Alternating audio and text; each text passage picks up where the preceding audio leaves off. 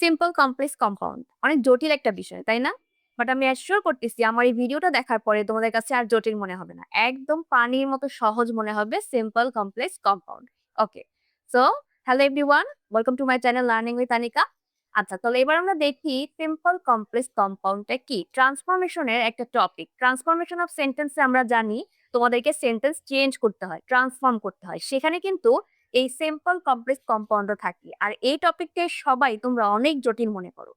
তো চলো আমরা এখন দেখি কিভাবে ইজি ভাবে আমরা এটা করতে পারি। আচ্ছা, সো আগে তোমাকে ডেফিনেশনটা আগে জানতে হবে যে সিম্পল কমপ্লেক্স কম্পাউন্ড সেন্টেন্সটা কি, দেখতে কেমন, কেন এটাকে সিম্পল বলা হচ্ছে, কেন কমপ্লেক্স, কেন কম্পাউন্ড। ওকে, সো আগে তোমাকে ডেফিনেশন জানতে হবে। তুমি যদি না চিনো যে সেন্টেন্সটা কোন ফরম্যাটে আছে, তাহলে চেঞ্জ করবা কিভাবে। যেমন তোমার এক্সামে হয়তো কমপ্লেক্স থাকবে, তোমাকে বলবে কম্পাউন্ড করো বা তোমাকে বলবে সিম্পল করো। বাট এটা যে কমপ্লেক্সে আছে এটা কিন্তু বলে দিবে না। তাহলে তোমাকে আইডেন্টিফাই করতে হবে এটা কোন ফরম্যাটে আছে, তারপরে তো তুমি চেঞ্জ করবা। ওকে, সো আমরা এজন্য আগে কি করব, পরিচিতিটা দেখব যে আসলে সিম্পল অ্যান্ড কমপ্লেক্স কম্পাউন্ডটা দেখতে কেমন হয়। তার জন্য তোমাদেরকে যেটা জানতে হবে সেটা হচ্ছে ক্লজ। একদম ইম্পর্টেন্ট একটা জিনিস ক্লজ। ক্লজ অ্যান্ড ফ্রেজ নিয়ে কিন্তু আমার একটা ভিডিও আছে। আগে তোমরা ওই ভিডিওটা দেখে নিও, কাইন্ডলি একটু কষ্ট করে দেখে নিও। ওটা যদি দেখো তাহলে ক্লজ এন্ড ফ্রেজ সম্পর্কে ক্লিয়ার হয়ে যাবা।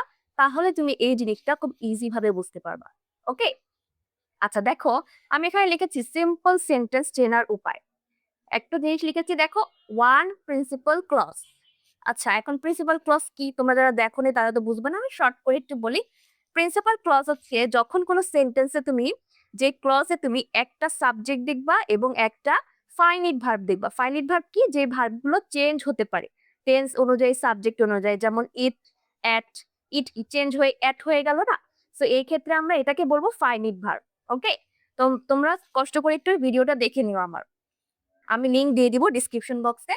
আচ্ছা, তাহলে আমি বললাম সিম্পল সেন্টেন্সে একটা প্রিন্সিপাল ক্লজ থাকবে। মানে কি, একটা সাবজেক্ট থাকবে এবং একটা ফাইনিট ভার্ব থাকবে। এছাড়াও সিম্পল সেন্টেন্সে আরেকটু কিছু অংশ থাকতে পারে, বাট সেটা কিন্তু ক্লজ বলবো না আমরা, সেটাকে আমরা ফ্রেজ বলতে পারি। সেখানে সাবজেক্টও থাকবে না বা কোনো ফাইনিট ভার্বও থাকবে না, সেটাকে আমরা বলি ফ্রেজ। আচ্ছা, যেমন কি দেখো, একটা এক্সাম্পল লিখেছি, by studying regularly you can pass the exam. মানে কি, নিয়মিত পড়াশোনা করলে তুমি পরীক্ষায় পাশ করবে। তাহলে এখানে দেখো দুইটা অংশ, এ একটা অংশ, এ একটা অংশ। এই অংশটায় খেয়াল করো, একটা সাবজেক্ট আছে, ওকে, দেন একটা ভার্ব আছে, ফাইনিট ভার্ব আছে। আর এইটাকেই আমরা বলবো একটা ক্লজ। যেখানে একটা সাবজেক্ট দেখবা, ভার্ব দেখবা, ওটাকে আমরা বলি কি, ক্লজ। আর এই ক্লজটা প্রিন্সিপাল। কেন প্রিন্সিপাল? কারণ এই ক্লজটার অর্থ পরিপূর্ণ একটা অর্থ, মানে তুমি পরীক্ষায় পাশ করবে, পরিপূর্ণ একটা অর্থ হয়ে গেল, এই জন্য এটাকে আমরা প্রিন্সিপাল বলি। তাহলে দেখো, একটা প্রিন্সিপাল ক্লজ তুমি পেলা, আর বাকি একটা কিছু অংশ তুমি দেখতে পাচ্ছ, বাট এটা কিন্তু কোনো ক্লজ না। কেন ক্লজ না? কেননা এখানে সাবজেক্ট নাই, তারপরে কোনো ফাইনিট ভার্বও নাই। এজন্য এটাকে আমরা ক্লজ বলি না, এটাকে আমরা কি বলি, ফ্রেজ। তাহলে আমরা দেখলাম সিম্পল সেন্টেন্সে কি, একটা মাত্র ক্লজ থাকে। যখনই তুমি একটা ক্লজ দেখবা মনে করবা এটা কি, সিম্পল। আচ্ছা, এবার আমরা কমপ্লেক্স দেখি। কমপ্লেক্সে দেখো আমি লিখেছি একটা প্রিন্সিপাল ক্লজ, একটা সাবঅর্ডিনেট ক্লজ। মানে কি, মানে হচ্ছে দুইটা পার্ট তো থাকবে, সেখানে একটা থাকবে প্রিন্সিপাল আর একটা থাকবে সাবঅর্ডিনেট। সাবঅর্ডিনেট মানে কি, যে ক্লজটা প্রিন্সিপালের উপর নির্ভর করে। যেমন কি দেখো, ইফ ইউ স্টাডি রেগুলারলি, যদি তুমি নিয়মিত পড়াশোনা করো। তাহলে দেখো এখানে সাবজেক্ট আছে, ভার্ব আছে, তার মানে এটা কি, ক্লজ। বাট এটা সাবঅর্ডিনেট ক্লজ। কেন? কেননা যদি তুমি পড়াশোনা করো, এরপরে কি, এরপরে নিশ্চয়ই কিছু আছে, তার মানে এটার অর্থটা পরিপূর্ণ হয় নাই। এজন্য আমরা এটাকে কি বলবো, সাবঅর্ডিনেট ক্লজ। আর তারপরেরটা কি, you can pass the exam, এটা প্রিন্সিপাল ক্লজ। আমরা তো একটু আগেই দেখলাম। তাহলে একটা সাবঅর্ডিনেট থাকবে আর একটা প্রিন্সিপাল থাকবে, তখনই আমরা সেটাকে কি বলবো, কমপ্লেক্স। আচ্ছা, বাট দেখি কম্পাউন্ড। কম্পাউন্ডে দেখো কি লিখেছি, two principal clause joined by conjunction. Okay, তাহলে কম্পাউন্ড সেন্টেন্সে দুইটা প্রিন্সিপাল ক্লজ থাকবে, আর সেই দুটো প্রিন্সিপাল ক্লজের মাঝখানে কনজাংশন থাকবে। কনজাংশন যেমন কি, যেমন ধরো এন্ড অথবা অর অথবা বাট, আমরা তো কনজাংশন চিনি। ওকে, সো এই কনজাংশন গুলো থাকবে মাঝখানে, আর দুই সাইডে দুইটা প্রিন্সিপাল ক্লজ থাকবে। দেখো, you study regularly and you can pass the exam. তাহলে দেখো এই পাশেও একটা প্রিন্সিপাল ক্লজ, এই পাশেও একটা প্রিন্সিপাল ক্লজ, তার মাঝখানে কি অ্যান্ড। তাহলে আমরা চিনতে পারলাম, জিনিসটা আইডেন্টিফাই করতে পারলাম যে কোনটা কোন সেন্টেন্স। কিভাবে? জাস্ট তুমি মনে রাখবা, সিম্পলে একটা প্রিন্সিপাল ক্লজ থাকবে, কমপ্লেক্সে একটা প্রিন্সিপাল আর একটা সাব অর্ডিনেট থাকবে, আর কম্পাউন্ডে দুইটাই প্রিন্সিপাল হবে, কিন্তু তাদের মাঝখানে কি থাকবে? কনজাংশন থাকবে। তার মানে কি তুমি কনজাংশন দেখলেই সহজেই বলে ফেলতে পারবা এটা কি কম্পাউন্ড। ওকে, তাহলে আশা করি তুমি এখন তোমাদের আইডেন্টিফাই করতে আর কোনো অসুবিধা হবে না। ওকে, সো এখন আইডেন্টিফাই যখন হয়ে গেল, এবার আমরা চেঞ্জিংটা দেখি কিভাবে আমরা চেঞ্জ করতে পারি সিম্পল থেকে কমপ্লেক্স থেকে কম্পাউন্ড। আমি এটাও মুছে দিই, আমরা এবার রুলস গুলা দেখবো। ওকে, আচ্ছা, চেঞ্জিং এর ক্ষেত্রে আমরা একটা ছোট টেবিল ইউজ করি, তাহলে তোমাদের সুবিধা হবে। ওকে, আর চেঞ্জিংটা আমরা একসাথে তিনোটা শিখবো, মানে একটা সেন্টেন্স দিয়েই আমরা কমপ্লেক্স সিম্পল কম্পাউন্ড তিনোটাই দেখবো, তাহলে আমাদের মনে থাকবে খুব সহজেই। ওকে, আচ্ছা, তো আমি এখন একটা টেবিল করি, তাহলে তোমাদেরও সুবিধা হবে। ওকে,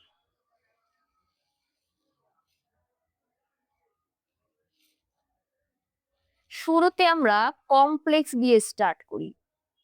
কমপ্লেক্স থেকে শিখলে একটু সুবিধা হবে, মনে থাকবে বা বুঝতে সুবিধা হবে।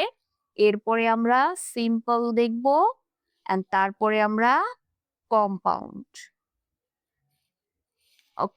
তাহলে আমার রুলসটা হচ্ছে, এটাকে আমি 1 নাম্বার রুলস বলি।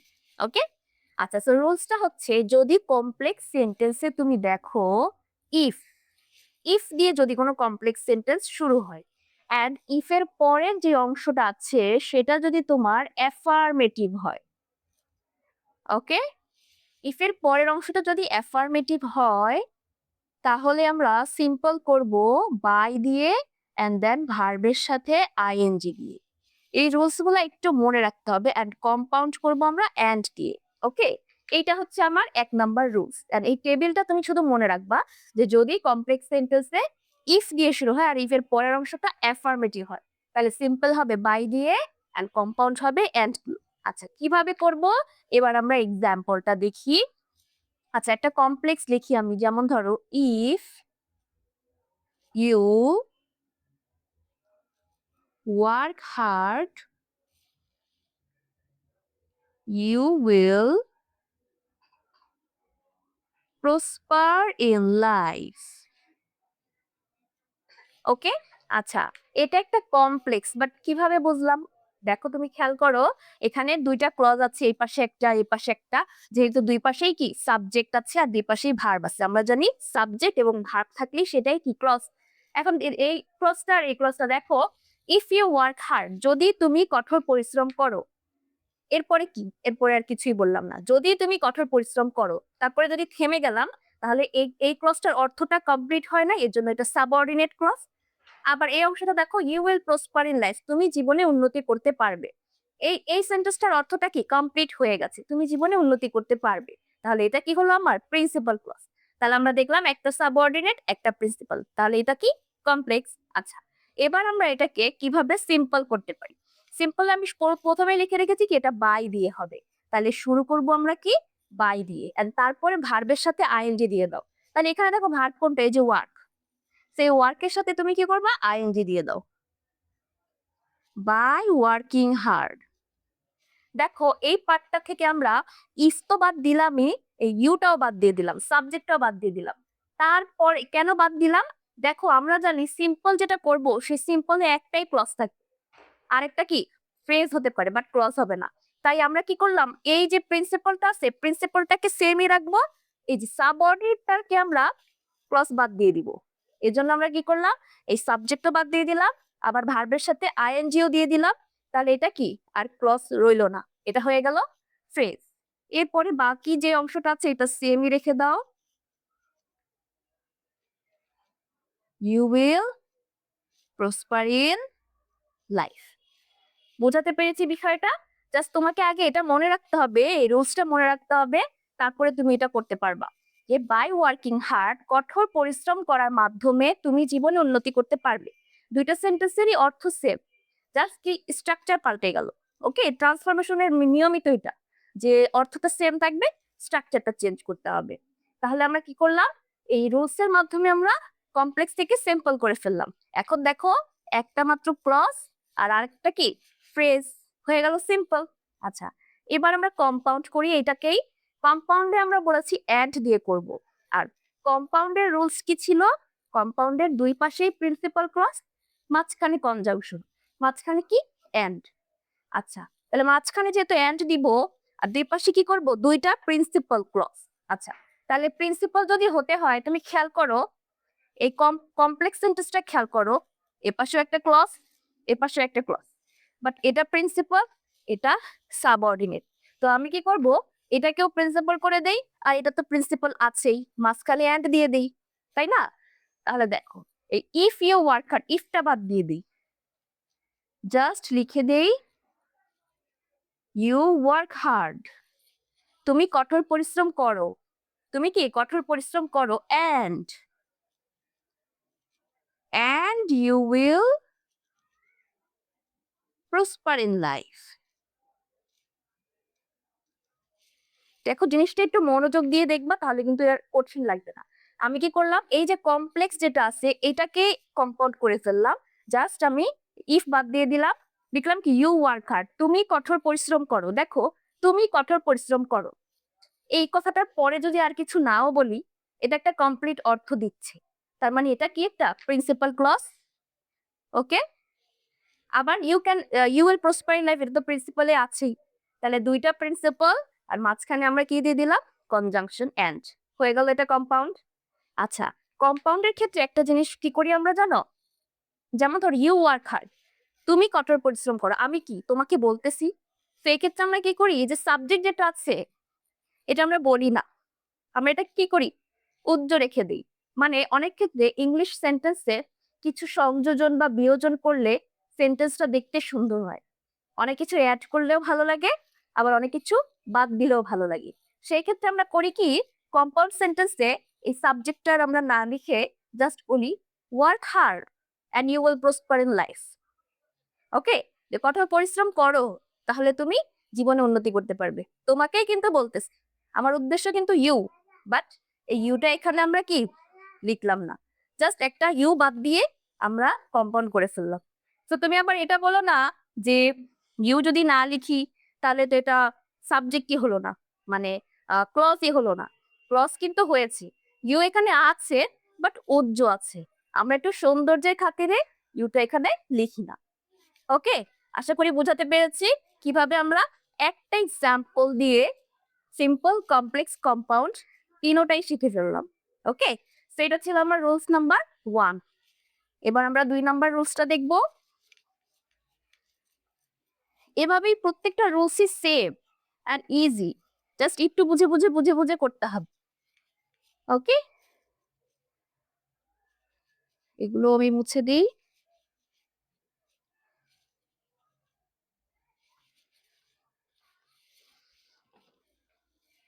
ওকে, সো এবার আমরা 2 নাম্বার রুলসটা দেখব। আচ্ছা, 2 নাম্বার রুলসটাও ইফ দিয়ে, বাট ইফ এর পরে যদি নেগেটিভ থাকে। একটু আগেরটা আমাদের ছিল অ্যাফার্মেটিভ, বাট এখন হচ্ছে কি ইফ এর পরে নেগেটিভ। অথবা যদি কোনো কমপ্লেক্স সেন্টেন্স আনলেস দিয়ে শুরু হয়, দুইটা জিনিসই আমরা শিখে ফেলবো। একটা হচ্ছে ইফ এর পরে যদি নেগেটিভ থাকে, অথবা যদি আনলেস দিয়ে শুরু হয়, তাহলে আমরা কি সেটা কমপ্লেক্স দেখবো। আর সেই কমপ্লেক্সটাকে তুমি সিম্পল করবা তখন উইদাউট দিয়ে শুরু হবে আমাদের, উইদাউট দিয়ে দেন ভার্ব দিব, আর তারপরে ভার্বের সাথে আইএনজি দিয়ে দিব। আর এটার কম্পাউন্ড করব আমরা অর দিয়ে। ওকে, একটু মনে রাখবা স্ট্রাকচার, মানে রুলসটা একটু মনে রাখবা। ওকে, তো এবার আমরা চলো এক্সাম্পল দিয়ে আমরা বুঝি। যেমন একটা কমপ্লেক্স লিখি আমি, if you do not study.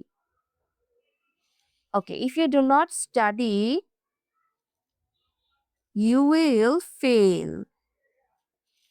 তাহলে দেখো আমি কি লিখলাম, যদি তুমি পড়াশোনা না করো তুমি ফেল করবে। তাহলে এই সেন্টেন্সটা ইফ দিয়ে শুরু, বাট ইফ এর পরে ডু নট স্টাডি। যদি তুমি পড়াশোনা না করো, তার মানে কি নেগেটিভ অর্থ প্রকাশ করতেছে। তার মানে ইফ এর পরে কি আছে? নেগেটিভ আছে। এই ক্ষেত্রে আমরা এটাকে সিম্পল করব কিভাবে? আচ্ছা, এই ক্ষেত্রে আমরা এটাকে সিম্পল করব উইদাউট দিয়ে। তাহলে আমরা শুরু করে ফেলি উইদাউট। আমরা জানি সিম্পল সেন্টেন্সে একটাই মাত্র ক্লজ থাকবে, তাই না? তাহলে আমরা কি করব, যে পরে যেটা ক্লজ আছে এটাকে রাখবো ক্লজ হিসেবে, আর এই ক্লজটাকে আমরা একটা ফ্রেজ করে ফেলবো, মানে এই সাবজেক্ট বাদ দিয়ে দিব। তাহলে উইদাউট দিয়ে শুরু করি, এরপরে ভার্বের সাথে আইএনজি দিয়ে দাও। ভার্ব কোনটা এখানে? ভার্ব হচ্ছে স্টাডি। ওকে, তাহলে আমরা কি করব, ভার্বের সাথে আইএনজি দিয়ে দিব। আর দেখো শুরুর এগুলো সব বাদ বাদ হয়ে গেল, সাবজেক্টের সাথে এটাও বাদ হয়ে গেল। এরপরে তুমি যেটা ক্লজ আছে সেটাকে রেখে দাও। তাহলে তোমার সিম্পল হয়ে গেল, একটা ক্লজ, প্রিন্সিপাল ক্লজ, আর আরেকটা ফ্রেজ। এটা কিন্তু কোনো ক্লজ হলো না, তাহলে আমার এটা হয়ে গেল কি? সিম্পল। আচ্ছা, এবার আমরা এটার কম্পাউন্ড দেখি। কম্পাউন্ডটা কিভাবে করব? কম্পাউন্ড করব অর দিয়ে। মাঝখানে যে কনজাংশনটা দিবা সেটা হবে অর, আর দুই সাইডে তোমাকে প্রিন্সিপাল ক্লজ দিতে হবে। তাহলে প্রিন্সিপাল ক্লজের জন্য একটা তো আমাদের রেডি আছে, আরেকটা রেডি করে ফেলো। আরেকটা আমরা কি করব, এই যে সাবজেক্ট তো আছে ইউ, আর এই যে ভার্ব দিয়ে দাও। তাহলে ইউ স্টাডি, অর, মাঝখানে আমরা কি দিব? অর দিব, এন্ড তারপরে পরে যে ক্লজটা আছে সেম রাখবো। এখানেও কিন্তু সেম, প্রথমে যে সাবজেক্ট আছে এটা তুমি দিও না। যেমন you study or you will fail, এটা শুনতে অত একটাও ভালো শোনা না, বাট তুমি যদি বলো study or you will fail, শুনতে একটু ভালো শোনাচ্ছে। তো আমরা কি করি, এরকম আমরা সেন্টেন্সে কিছু বিয়োজন করতে পারি। তো এক্ষেত্রে এখানেও আমরা সাবজেক্ট বাদ দিয়ে দিলাম, জাস্ট তুমি কি বলবা? Study or you will fail. একদম সিম্পল একটা, খুব সহজ একটা কম্পাউন্ড সেন্টেন্স হয়ে গেল। ওকে, তাহলে আশা করি বোঝাতে পেরেছি রুলস নাম্বার 2। এবার আমরা 3 নাম্বার রুলসটা দেখে ফেলি চট জলদি। 3 নাম্বার রুলসটা ইজি।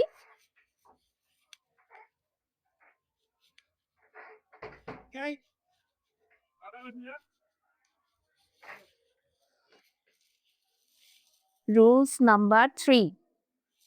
আচ্ছা, 3 নাম্বার রুলসটা হচ্ছে, যদি কমপ্লেক্স সেন্টেন্সে সো দ্যাট থাকে, ওকে, যদি তোমার কমপ্লেক্স সেন্টেন্সে সো দ্যাট থাকে, তখন সেটাকে আমরা সিম্পল করব টু দিয়ে, অথবা ইন অর্ডার টু। দুইটার মিনিংই সেম, তোমার যেটা ভালো লাগে তুমি ইউজ করতে পারো, হয় টু অথবা ইন অর্ডার টু। আচ্ছা, আর এটার কম্পাউন্ড করব আমরা অ্যান্ড দিয়ে, বাট এই কম্পাউন্ডে তোমাকে দুইটা ওয়ার্ডের যে কোনো একটা আনতে হবে, ওয়ান্ট অথবা ওয়ান্টস। এই দুইটা ওয়ার্ডের যে কোনো একটা ইউজ করতে হবে। যদি থার্ড পারসন সিঙ্গুলার হয় তখন আমরা ওয়ান্টস ইউজ করবো, আর না হয় ওয়ান্ট। কিভাবে করতে পারি চলো এখন আমরা এক্সাম্পলের মাধ্যমে দেখি। আচ্ছা, তো এখানে আমি কমপ্লেক্সের জন্য কক্স ইউজ করি। তাহলে এখন আমরা একটা কমপ্লেক্স সেন্টেন্স দেখি, যেমন he runs fast so that he can win. Okay, তাহলে এখানে দেখো একটা সেন্টেন্স লিখেছে যেখানে কি আছে? So that. তাহলে এই সো দ্যাট দিয়ে তুমি বুঝলা কি এটা কমপ্লেক্স সেন্টেন্স। আচ্ছা, এখন এটাকে তুমি সিম্পল করবা। তাহলে আমরা দেখি কিভাবে আমরা এটাকে সিম্পল করব। আমাদের রুলস হচ্ছে সো দ্যাট যদি থাকে তাহলে আমরা টু অথবা ইন অর্ডার টু, যে কোনো একটা। তো আমরা টু দিয়েই করি। তো সিম্পল করার নিয়ম হচ্ছে কি, তোমাকে একটা মাত্র ক্লজ রাখতে হবে, তাই না? একটা সাবজেক্টই থাকবে, একটাই ভার্ব থাকবে, বাকি অংশ থাকতে পারে বাট সেটা ক্লজ হবে না।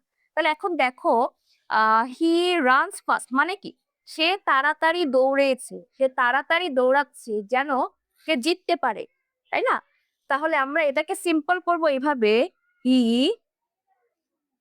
Runs fast. এই সো দ্যাট এর পরিবর্তে তুমি লিখে দিবা কি? টু।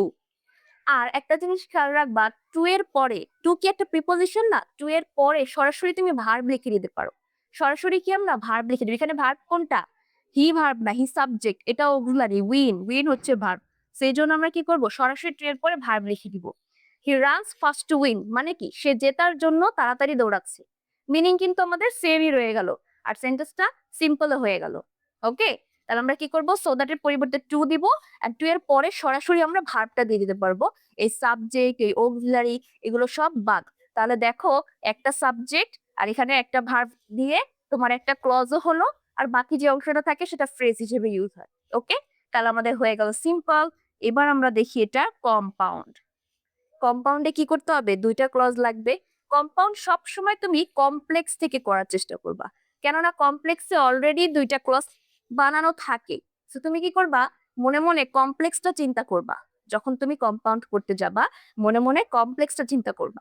সিম্পল তো ছোট জিনিস, ওটা থেকে পারবা না। কমপ্লেক্সটা চিন্তা করো। হি runs fast so that he can win. তো এখানে আমরা কি করব? কম্পাউন্ড করব এন্ড দিয়ে, কিন্তু ওয়ান্ট অথবা ওয়ান্টস এই কথাটা আনতে হবে। তো এখন দেখো, যখন তুমি ওয়ান্ট এবং ওয়ান্টস কথাটা আনবে, আমরা কি করব? এই পরের ক্লজটা আগে লিখব। কিভাবে? দেখো, আমি একটু লিখি তারপরে বোঝাচ্ছি। যেমন হি ওয়ান্টস টু উইন, পরের যে ক্লজটা আছে এটাকে আমরা আগে লিখলাম, মানে সে জিততে চায়। and so he runs fast. একটু খেয়াল করো, আমি বুঝিয়ে দিচ্ছি।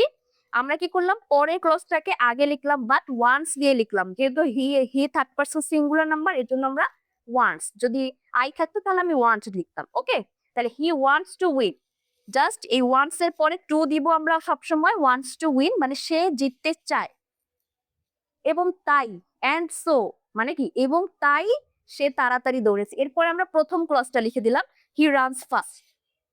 অ্যান্ড এর পরে একটু সো দিলে, মানে এটা হচ্ছে কি, তুমি যত প্র্যাকটিস করবা ততই তোমার জিনিসটা মানে মনে মানে আয়ত্তে চলে আসবে, যে এখন কি ওয়ার্ডটা ইউজ করলে সেন্টেন্সটা কমপ্লিট হয়, সুন্দর হয়, বা অর্থটাও সুন্দর হয়। তো এই জন্য আমরা অ্যান্ড এর পরে তো সো ইউজ করলাম, যে এবং তাই সে তাড়াতাড়ি দৌড়াচ্ছে। তারপর আমি কি করলাম? প্রথম ক্লজটা পরে লিখে দিলাম। তাহলে আমার দেখো, এখানে একটা ক্লজ, এখানে একটা ক্লজ, মাঝখানে এন্ড, হয়ে গেল আমার এটা কম্পাউন্ড।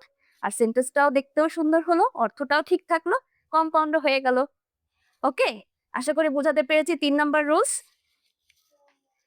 একটু প্র্যাকটিসের দরকার, শুধু practice.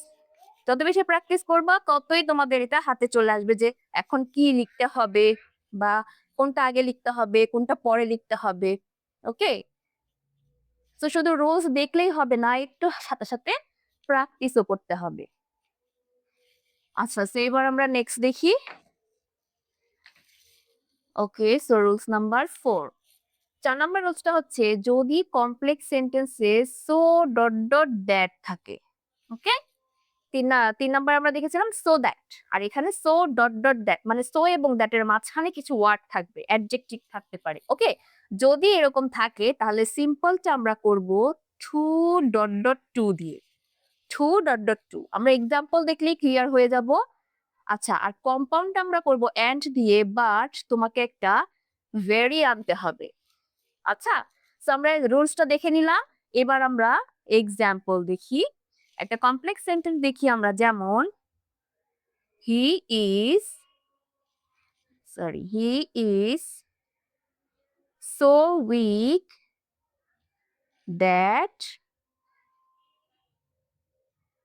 He can not walk. Okay, so এখানে দেখো একটা কমপ্লেক্স সেন্টেন্স লিখেছি, he is so weak that he can not walk. এখানে দেখো সো এবং দ্যাট, এই দুটার মাঝখানে কি উইক আছে, একটা অ্যাডজেক্টিভ আছে, এই জন্য এই রুলসটাকে আমরা বলি সো ডট ডট দ্যাট। ওকে, তাহলে আমরা বুঝতে পারলাম এটা কমপ্লেক্সে আছে। তুমি এই ওয়ার্ড গুলো, মানে এগুলার মার্কার আমরা বলি, এই মার্কার গুলো যদি মনে রাখো তাহলে কিন্তু তুমি বুঝতে পারবে এটা কোন সেন্টেন্সে আছে। ওকে, সো মার্কার গুলো আমরা দেখে বুঝলাম এটা কমপ্লেক্সে আছে। এবার আমরা এটাকে সিম্পল করে ফেলি। সিম্পল করব কিভাবে? যেখানে তোমার সো আছে, যেখানে সো আছে সেখানে টু দিয়ে দাও, আর যেখানে দ্যাট আছে সেখানে টু দিয়ে দাও। ওকে, তাহলে আমরা কি করলাম? হি ইজ, এই যে যেখানে সো আছে সেখানে আমরা দিয়ে দিই টু, তারপরে উইকের জায়গায় উইক লিখে দিই, আর যেখানে দ্যাট আছে সেখানে আমরা দিয়ে দিই টু।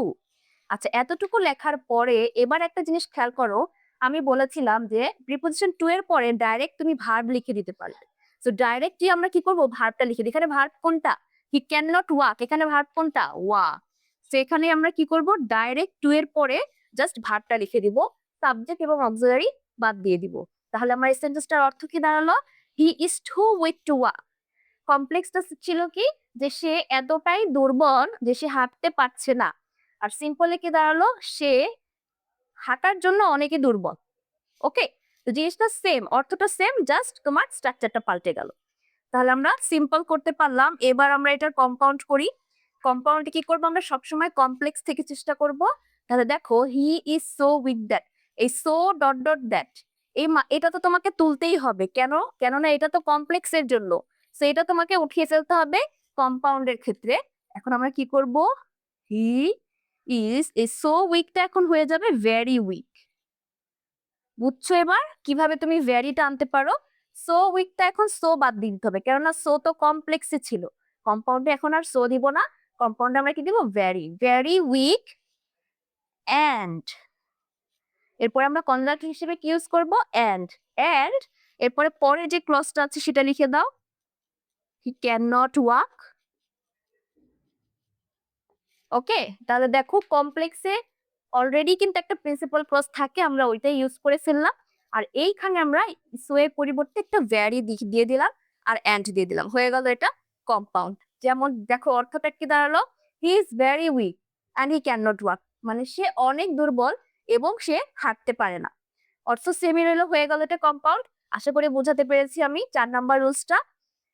আচ্ছা, আমি কিন্তু প্রত্যেকটা রুলসই তোমাদেরকে একটু ভেঙে ভেঙে সময় নিয়ে বোঝাচ্ছি, যাতে তোমাদের বুঝতে সুবিধা হয়, মনে রাখতেও সুবিধা হয়। ওকে, তো এই রুলস ছাড়া আরো কয়েকটা রুলস আছে, ওই রুলস গুলো আমি নেক্সট ভিডিওতে দেখাবো। আর এই ভিডিওতে যে কটা রুলস দেখিয়েছি তোমরা বেশি বেশি প্র্যাকটিস করবে।